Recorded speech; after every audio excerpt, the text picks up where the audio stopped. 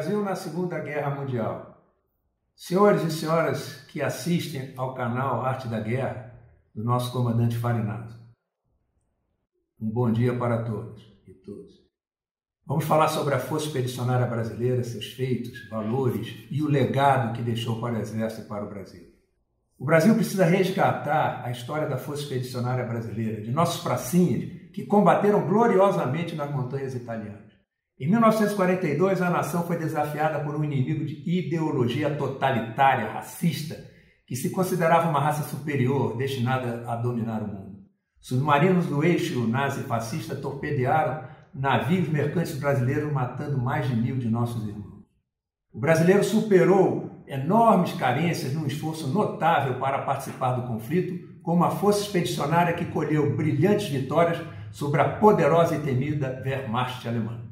Os duros combates comprovaram o valor do soldado e do povo brasileiro. O mestiço tupiniquim derrubou o mito da super-raça germânica. A FEB é um livro aberto sobre valores e virtudes morais e cívicas. É um legado extraordinário a ser cultuado por todas as gerações brasileiras. Mas como era o Brasil nos anos 1930 e 1940? O país ainda não entrara na Revolução Industrial, importando até produtos de primeira necessidade, sendo dependente da monocultura do café para oferir recursos de exportação. A população era de 40 milhões de habitantes, sendo 28 milhões habitando na área rural e 12 milhões apenas em cidades. Imaginem os senhores, 12 milhões de habitantes ocupavam todas as cidades do Brasil. Só esse número nós temos uma pequena parte da cidade de São Paulo. A taxa de mortalidade infantil muito elevada e as condições de saúde sanitárias precaríssimas, facilitando a propagação de doenças. Era imenso o número de brasileiros com tuberculose, doença de Chagas, hanseníase, raquitismo, sífilis e outras doenças graves. A infraestrutura de transporte refletia um país com uma população mal distribuída, adensada no litoral e em poucos núcleos de porte médio no interior. A malha rodoviária, além de muito incipiente, não era asfaltada e a ferroviária não supria a necessidade do país. Concentrava-se no Sudeste, com alguns ramais no Nordeste e no Sul, em áreas mais populosas, próximas ao litoral. Dessa forma, era grande a dependência do transporte marítimo, cuja segurança naquele então era muito dificultada, muito perigosa por causa dos submarinos do eixo. O analfabetismo beirava os 60% da população. E o fornecimento de energia elétrica sofria constantes interrupções, com baixa capacidade para atender a demanda residencial nas cidades e nas poucas fábricas, sendo ainda pior nas áreas rurais, onde vivia a maioria da população. Ora, a Revolução de 1930 ascendeu a novas correntes políticas engajadas na industrialização do país.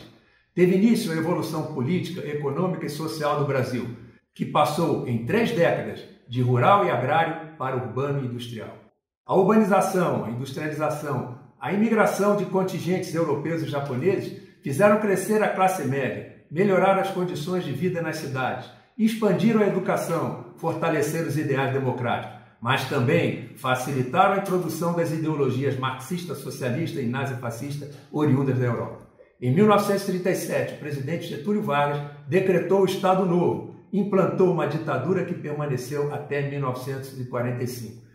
Esse era o Brasil quando eclodiu a Segunda Guerra Mundial na Europa. No próximo vídeo, veremos por que o Brasil foi à guerra. Este é um capítulo da Segunda Guerra Mundial que poucos conhecem.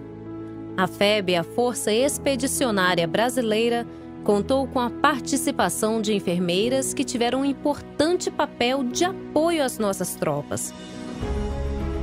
Foram 73 mulheres. 73 heroínas da FEB. Foram 67 mulheres do Exército Brasileiro e 6 da Força Aérea.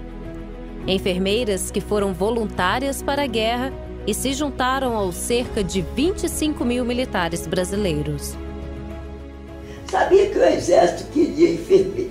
Enquanto nós formamos lá para esse curso do Exército, esses avisaram que a finalidade era ir para a guerra.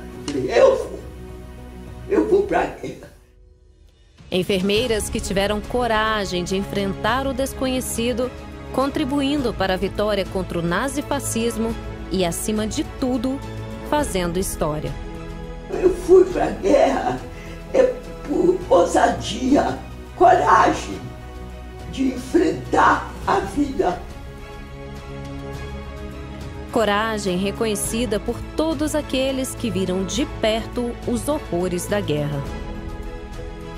General Eurico Gaspar Dutra, ministro da Guerra, faz a inspeção de hospitais e frentes de combate. As enfermeiras foram de um conforto extraordinário para os feridos. Me lembro que os vários postos de saúde eram instalados em lugares muito batidos pela aviação alemã, e a coragem dessas moças brasileiras foi à altura dos homens brasileiros que lá combatiam também. Eu trabalhei no CEVMITES, onde nós recebíamos quase 1000 feridos por dia. Nós convivíamos ali no hospital, sofríamos muito, porque nós chegávamos, recebíamos soldados, uns loucos, outros mutilados, outros cegos. Recuperávamos em grande número, eram evacuados para o Brasil ou para os Estados Unidos, e alguns voltavam ao front. Nós fomos, lutamos e vencemos.